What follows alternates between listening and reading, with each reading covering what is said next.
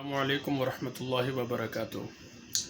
آج کی جو حدیث میں بیان کرنے والا ہوں وہ ایسی حدیث ہے کہ ہم لوگ اس کو کافی اگنور کر چکے ہیں کہ رسول اللہ صلی اللہ علیہ وسلم نے ایک مسلمان پر دوسرے مسلمان کے کچھ حقوق رکھے ہیں، اور وہ بہت چھوٹے چھوٹے سے سمپل سے حق ہیں جو ہم لوگ کرتے ہی نہیں ہیں، اگنور کر چکے ہیں ہم لوگ۔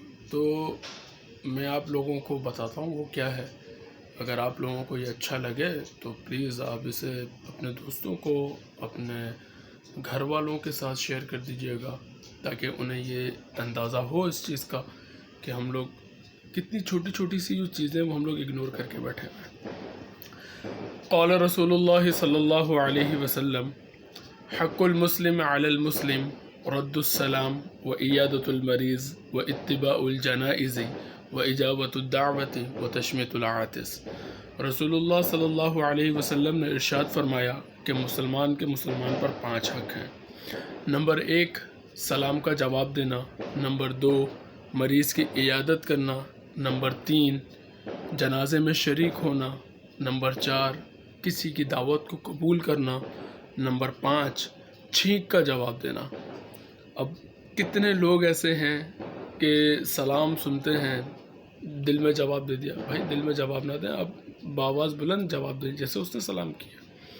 اگر آپ لوگ دیکھتے ہیں آپ کے گھر میں یا آپ کے رشتہ داروں میں یا آپ کے دوست احباب کے اندر کوئی بیمار ہے تو آپ اس کی عیادت کے لیے جائیں۔ عیادت کے لیے نہیں جا سکتے تو ایٹ لیسٹ ایک کال تو کریں اس کو، اس سے پوچھیں، اس کی طبیعت پوچھیں۔ یہ اس کا حق ادا کریں گے آپ، بحیثیت مسلمان ہونے کا آپ حق ادا کر رہے ہیں اس کا۔ جنازے میں شریک ہونا، اللہ رب العزت فرماتے ہیں کہ میں انسان کے کبیرہ گناہ معاف کرتا ہوں، جو کاندھا دے کے جتنے قدم چلتا ہے اتنے اس کے کبیرہ گناہ اللہ معاف کر دیتا ہے۔ اور کسی کی دعوت کو قبول کرنا، رسول اللہ صلی اللہ علیہ وسلم کو جب کسی نے دعوت دی آپ رسول اللہ علیہ وسلم نے اسے قبول فرمایا ہے۔ اور وتشمیت العاطس، چھینک کا جواب دینا، یعنی کہ یرحمک اللہ کہنا، اور یرحمک اللہ کے جواب میں یہدیکم اللہ ویصلح بالکم یہ کہنا، یہ ہمارے اوپر فرض ہے۔ اب ذرا آپ غور کریں کہ آپ کتنے حقوق دیتے ہیں اور کتنے حق چھوڑتے ہیں۔ اگر آپ کو یہ ویڈیو اچھی لگتی ہے تو پلیز آپ اسے شیئر کر دیجیے گا اپنے دوستوں میں، اپنے رشتہ داروں کے اندر، تاکہ تھوڑے سی جو ہم لوگوں کو اس ٹریک پہ چلیں کہ جناب رسول اللہ صلی اللہ علیہ وسلم یعنی کہ کتنے چھوٹی چھوٹی سی چیزیں ہم لوگوں کو دے کے گئے ہیں اور ہم لوگ اس کو اگنور کر کے بیٹھے ہوئے ہیں۔ ٹھیک ہے، تو انشاءاللہ یہ سلسلہ ایسے ہی شروع ہوا ہے ہم لوگوں کا کہ روزانہ ایک حدیث ہم لوگ سناتے ہیں، اسی طرح ویڈیو کے اندر آ جاتی۔ تو جتنا ہو سکتا ہے رسول اللہ صلی اللہ علیہ وسلم کے احادیث کو میں خود پڑھ کر، سن کر، سمجھ کر پھر میں اس کو خود بیان کرتا ہوں۔ اور میری جو بیان کرنے کی وجہ وہ یہ ہے کیونکہ رسول اللہ صلی اللہ علیہ وسلم کی محبت دل میں تب اترتی ہے جب رسول اللہ صلی اللہ علیہ وسلم کے احادیث کو بیان کیا جائے، لوگوں کے سامنے پڑھا جائے اور اس کے اوپر عمل کیا جائے۔ اور اس سے اللہ رب العزت بھی خوش ہوتے ہیں۔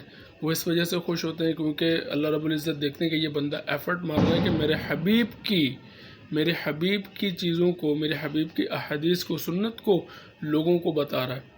تو بھائی ہر انسان گناہ گار ہے، خطا کار ہے، تو اللہ رب العزت شاید ہماری کوئی ایک نیکی اللہ کو پسند آ جائے اور وہ ہمارے لیے بخشش کا فیصلہ کر دے۔ تو میں آپ لوگوں سے دعا گو ہوں کہ آپ لوگ میرے لیے ہدایت کی دعا کیا کریں، اور سب مسلمانوں کے لیے ہدایت کی دعا کیا کریں، اور یہ دعا کیا کریں کہ اللہ پاک جو ہے وہ ہم لوگوں سے راضی ہو جائے، اور مرنے سے پہلے کوئی ایک ایسا کام ہم لوگوں سے کروا دے جو اس کو پسند ہے، اس کے فوراً بعد موت آ جائے تو ہم لوگ کھڑے ہو کے یہ کہہ سکتے ہیں کہ اللہ میں آخری کام وہ کر آیا ہوں جو آپ کو پسند تھا۔